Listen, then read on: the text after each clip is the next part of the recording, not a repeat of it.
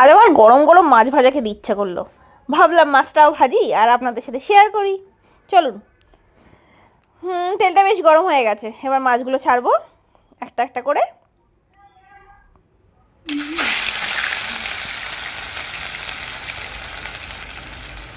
দুটো দুটো করেই মাছটা ভাজি।